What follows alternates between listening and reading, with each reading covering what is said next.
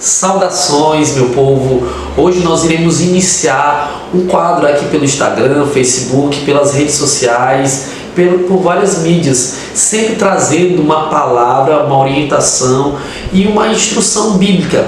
Cada semana você receberá nas suas redes sociais um pouco mais daquilo que o Senhor tem trago aos nossos corações, não apenas para a nossa comunidade de fé, mas para todos aqueles que abrirem seu coração. A reflexão de hoje, nós queremos meditar sobre Gênesis capítulo de número 1. Em Gênesis 1, logo depois da capa, você observa o início de todas as coisas. Gênesis 1 diz: no princípio criou Deus os céus e a terra, ou como diria os hebreus, Bereshit bara Elohim et hashamah v'et haaret. É o primeiro versículo, mas o que nós aprendemos com as escrituras, o que nós aprendemos em Gênesis 1 no ato da criação? Em primeiro lugar, nós vemos o Criador, e o Criador, ele faz, produz, gera criaturas, dos quais somos nós. Mas essas criaturas, por terem a mesma essência, o mesmo DNA do Criador, nós não somos chamados de criadores, mas somos chamados de criativos. E o que nós podemos aprender no capítulo de número 1 de Gênesis? Algumas coisas saltam das Escrituras. Primeira coisa, que sempre inicie, diz no princípio, ou no começo, ou na Gênesis. É necessário iniciarmos, é necessário começarmos, não de qualquer maneira, não começar na bagunça. Eu tenho um hábito de todas as vezes quando vou lavar as louças, eu não consigo lavar as louças se elas estiverem bagunçadas. Eu preciso primeiramente ordená-las e depois eu começo a lavar as louças. Deus, da mesma maneira, no ato criador, ele viu que tudo estava em caos, mas primeiramente ele vai colocando as coisas em ordem através do seu Espírito. Deus, no ato da criação, ele ordena, ele vai daquilo que é mais importante, os céus, daquilo que vem em segundo plano, a terra. E ao criar, ele vai colocando as coisas no seu devida ordem. No ato criador, é interessante que Deus não faz tudo de uma só vez. Se Deus, que é o Criador, foi necessário 6 dias para criar o universo, por que nós queremos que as coisas sejam criadas da noite para o dia?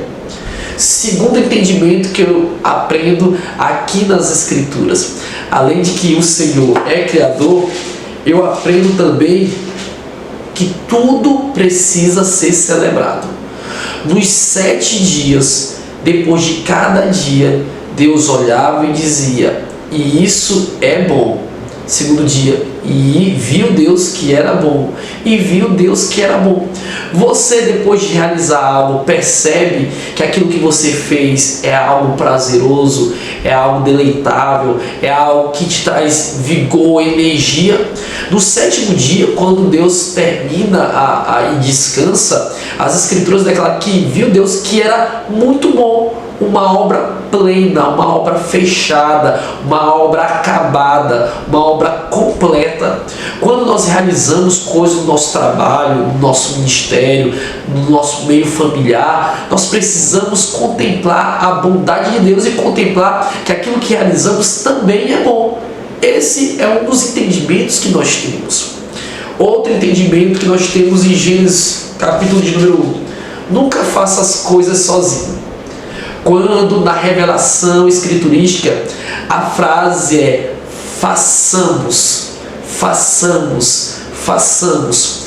Dentro de uma cultura judaica, ali os judeus interpretaram isso como o Elohim falando aos seres angelicais. Nós, como cristãos trinitarianos, nós entendemos que ali é uma manifestação prioritária da Trindade, do Pai, do Filho e do Espírito Santo. Sabemos que nosso Deus é um Deus comunidade, é um Deus comunitário, é um Deus relacional. Não são três deuses, é apenas um Deus que se apresenta, que é 3 pessoas. E essas 3 pessoas divinas em um Deus verdadeiro diz: façamos. Como é importante aprender a fazer com o outro, como é importante fazer com a pessoa próxima, como é importante fazer com o cônjuge, como é importante fazer com os filhos, com os amigos, com os liderados, com os discípulos, com as ovelhas, como é importante fazer com. Quando nós fazemos com, já disse alguém que sonho que se sonha junto tem mais possibilidade de se tornar real, de se tornar uma realidade. Outra coisa que nós aprendemos aqui em Gênesis capítulo de número 1, depois que a obra é terminada, diz as Escrituras que Deus viu que era muito bom e então descansou. Você, além de trabalhar, você também descansa? Nós vivemos em uma dicotomia, ou melhor dizendo, nos extremos. Às vezes trabalhamos muito e descansamos pouco. Às vezes descansamos muito e trabalhamos pouco. O equilíbrio sempre é necessário para termos êxito em nossas obras.